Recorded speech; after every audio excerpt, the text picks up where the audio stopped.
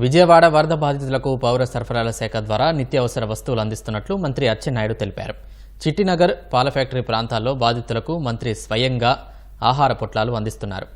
కొండవాలు ప్రాంతాల్లో నివసిస్తున్న శివారు వ్యక్తికి కూడా ప్రభుత్వం సాయం అందేలా యంత్రాంగాన్ని మోహరించినట్లు చెబుతున్న అచ్చెన్నతో ఈటీవీ ప్రతినిధి శ్రీనివాసమోహన్ ముఖాముఖి. విజయవాడలో వరద బాధితులకు సహాయం చేసేందుకు పెద్ద ఎత్తున ఏర్పాట్లు చేయడం జరిగింది. అలాగే వ్యవసాయ మార్కెటింగ్ శాఖ ద్వారా కూడా చిట్టినగర్ ఇతర ప్రాంతాల్లో ఉన్నటువంటి వరద బాధితులకు ఆహారం అలాగే పండ్లు పంపిణీ చేస్తున్నారు. మనతో పాటు వ్యవసాయ మార్కెటింగ్ శాఖ మంత్రి అచ్చెన్నాయుడు గారు ఉన్నారు. సార్, ప్రధానంగా మనం ఈ ప్రాంతాల్లో ఎలాంటి సరఫరా చేస్తున్నారు? 45, 46, 47 వార్డులు నేను నిన్నటి నుంచి పర్యవేక్షిస్తున్నాను. ఈ 3 వార్డుల్లో కూడా సిస్టమేటిక్గా ఏదో ఒక ప్రాంతం కాకుండా అన్ని ప్రాంతాల్లో ప్రతి ఇంటికి తీసుకెళ్ళి ఈరోజు ఫుడ్ కానీ వాటర్ కానీ మిల్క్ కానీ సప్లై చేస్తున్నాం. దీంతో పాటుగా ఈ రోజు నుంచి రాత్రే 45వ వార్డులో కానీ 46వ వార్డులో కానీ పవర్ అంతా రెక్టేట్ చేయించాం. ఈరోజు మొత్తం ఏవైతే వాటర్ తగ్గిందో అక్కడంతా కూడా మున్సిపాలిటీ వాళ్ళకి పెట్టి క్లీనింగ్ చేస్తున్నాం. కొన్ని దగ్గర నీరు బాగా వెళ్తుంది, కొన్ని దగ్గర కొన్ని హడ్డిల్స్ ఉన్నాయి. పొక్లైనర్స్ కూడా తీసుకొస్తున్నాం, హడ్డిల్స్ అన్ని కూడా క్లియర్ చేస్తున్నాం. ఎక్కడికక్కడ మెడికల్ క్యాంపులు పెట్టాం.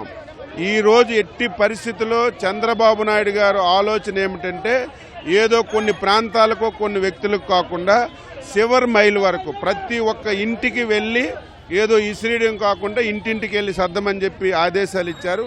ఇచ్చిన ప్రకారం ప్రతి వార్డుకి ట్రాక్టర్లు పంపించి ఆ వార్డులో ఎన్ని ఇళ్ళు ఉన్నాయో లెక్క పెట్టి ఆ ఇల్లుకు కావలసినటువంటి మంచినీళ్ళు ఒక మనిషికి 3 లీటర్ల చొప్పున మిల్క్, అదేవిధంగా మార్నింగ్ బ్రేక్ఫాస్ట్, మధ్యాహ్నం భోజనం, రాత్రి డిన్నర్ అన్నీ కూడా సక్రమంగా ఇవ్వడానికి ప్లాన్లు చేస్తున్నాం.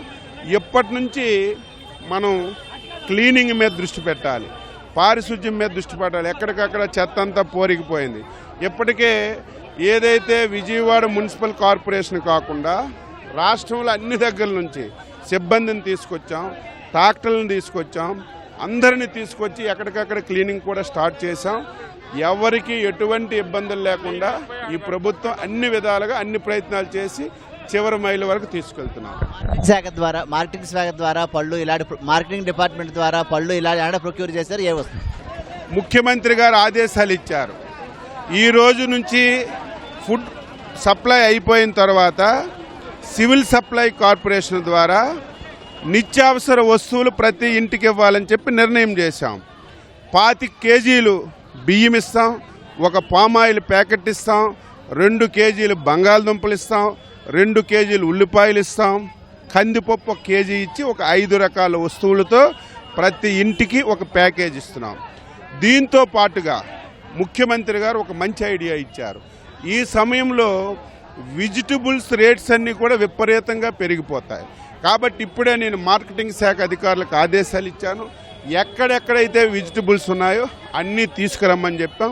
సబ్సిడీ రేట్ల మీద బయట ఉన్నటువంటి మార్కెట్లో ఉన్నటువంటి రేటు కంటే బాగా తగ్గించి మొబైల్ రైతు బజార్లు పెట్టి ప్రతి అపార్ట్మెంట్ దగ్గర తీసుకెళ్తాం, ప్రతి వీధిలోకి తీసుకెళ్ళి ఈరోజు సబ్సిడీతో ఈరోజు మనం వెజిటబుల్స్ ఇచ్చే కార్యక్రమం తీసుకుంటున్నాం. నిన్న మొన్న ఎక్కడ కూడా ఆ అవకాశం ఉన్న ప్రతి దగ్గర నుంచి అరటిపళ్ళు తీసుకొచ్చాం, యాపిల్ పళ్ళు తీసుకొచ్చాం. మార్కెటింగ్ శాఖ ద్వారా అన్ని ఏర్పాట్లు కూడా ఈరోజు చేస్తున్నాం. ఇప్పుడు నిత్యావసర వస్తువులు ధరకుండా అరికట్టడం ఒకటి, ఈరోజు సబ్సిడీ మీద ప్రతి ఒక్కరికి కూరగాయలు అందించడం ప్రధాన బాధ్యతగా తీసుకొని మేము పనిచేస్తున్నాం. వ్యవసాయ శాఖ మార్కెటింగ్ శాఖ ద్వారా ఇప్పటికే మార్కెటింగ్ డిపార్ట్మెంట్ ద్వారా కూడా నిత్యావసర వస్తువుల సంబంధించిన సరఫరాకు అలాగే కూరగాయలు ఇతరత్ర ధరలు పెరుగుతున్నటువంటి నేపథ్యంలో వాటిని కూడా సబ్సిడీ ధరకు అందించే విధంగా కూడా ఏర్పాట్లు చేస్తున్నట్టు అచ్చెన్నాయుడు చెప్తున్నారు. విజయవాడ నుంచి కెమెరామెన్ కె శ్రీనివాస్ కుమార్తో శ్రీనివాస్ మోహన్, ఈటీవీ న్యూస్.